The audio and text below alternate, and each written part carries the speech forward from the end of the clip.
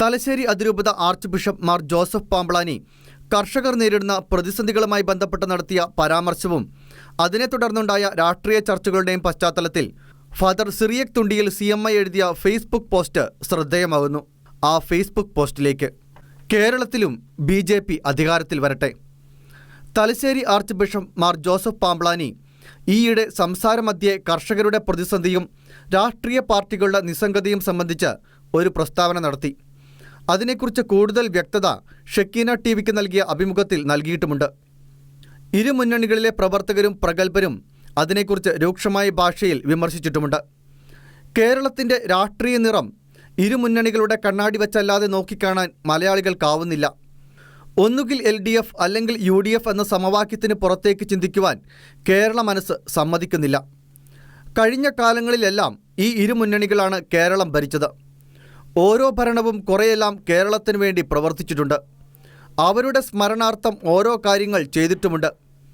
അതുകൊണ്ട് ഈ പാറ്റേണിൽ നിന്ന് മാറി ചിന്തിക്കുവാൻ കേരള മനസ്സിന് സാധ്യമല്ല എന്ന വിചാരം പരമ്പരാഗത രാഷ്ട്രീയക്കാർക്ക് നൽകുന്ന സമാധാനം ചെറുതൊന്നുമല്ല. 5 കൊല്ലം എങ്ങനെയും പിടിച്ചു നിന്നാൽ നമുക്കും വരുമല്ലോ ഒരവസരം എന്നാണ് ഇരു രാഷ്ട്രീയ മുന്നണികളും ഭരണം നഷ്ടപ്പെടുമ്പോൾ ആശ്വസിക്കുന്നതും. ഈ ചിന്താഗതിയിൽ കിടന്ന് കേരള മനസ്സും ഒരു പെൻഡുലം പോലെ ആടുന്നത് കാണാൻ ഇപ്പോഴത്തെ പ്രബല രാഷ്ട്രീയ പാർട്ടികൾക്കും സന്തോഷമാണ്. എന്നാൽ ഇത്രയും നാൾ ഭരിച്ചിട്ട് കേരളത്തെ മുടിച്ചതല്ലാതെ കരകയറ്റിയില്ല.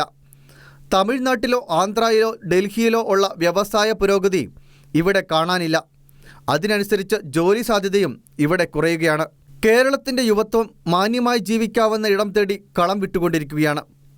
ഇപ്പോഴും കേരളം പിടിച്ചു നിൽക്കുന്നത് കേരളത്തിൻ്റെ മക്കൾ വിദേശത്ത് ജോലി ചെയ്ത് കിട്ടുന്ന പണത്തിൻ്റെ ബലത്തിലാണെന്ന് എല്ലാവർക്കും അറിയാം.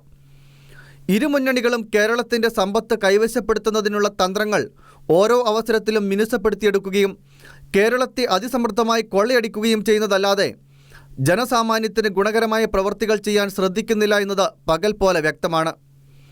ജനങ്ങൾ കടലിനും പിശാചിനും നടുവിൽ നിന്ന് വീർപ്പുമുട്ടുകയാണ്. നമ്മെക്കൊണ്ട് ഒന്നും ചെയ്യാനാവില്ല എന്ന നിസ്സംഗതയിലേക്ക് ജനം വീണു പോവുകയാണ്. ഇതിനൊരു മാറ്റം വന്നേ പറ്റുകയുള്ളൂ. ജനം മാറി ചിന്തിക്കുവാൻ തുടങ്ങിയിട്ടുണ്ട്. അതിൻ്റെ അലയടികൾ ഓരോ ദുരന്തം വരുമ്പോഴും രഹസ്യ സംഭാഷണങ്ങളിലും സോഷ്യൽ മീഡിയയിലും ജനങ്ങൾ പ്രകടിപ്പിക്കുന്നുമുണ്ട്.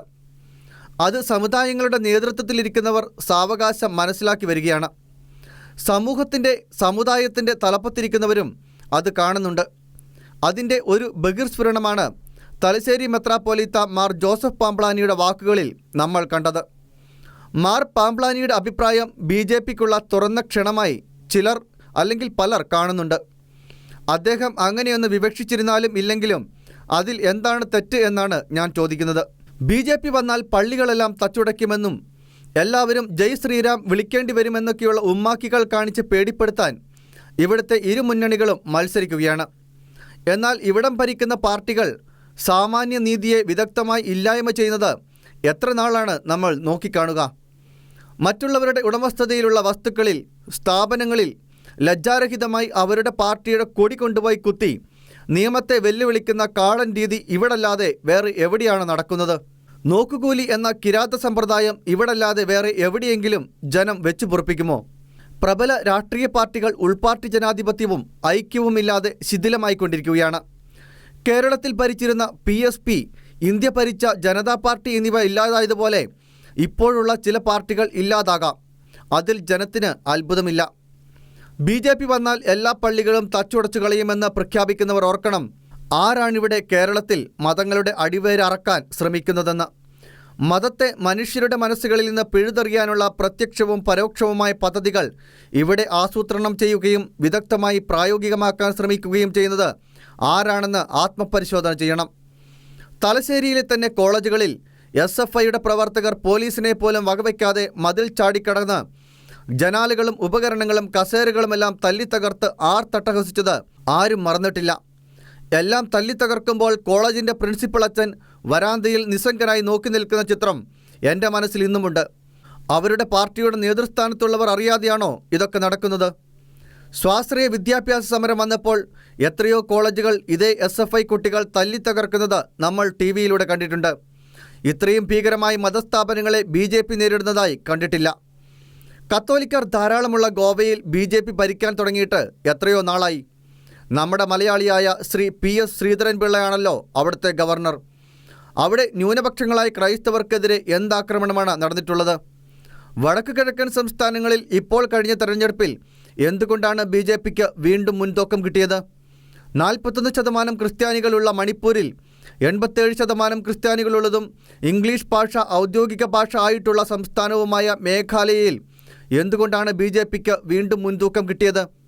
ഇത് പറഞ്ഞാൽ ഉടനെ അവിടെയുള്ള മനുഷ്യരെ തരം താഴ്ത്തിക്കെട്ടി ക്യാപ്സ്യൂളുകൾ ഇറക്കി സമാശ്വസിക്കാറുണ്ട് ഇവിടം കൊടികുത്തി വാഴുന്ന രാഷ്ട്രീയ പാർട്ടികൾ.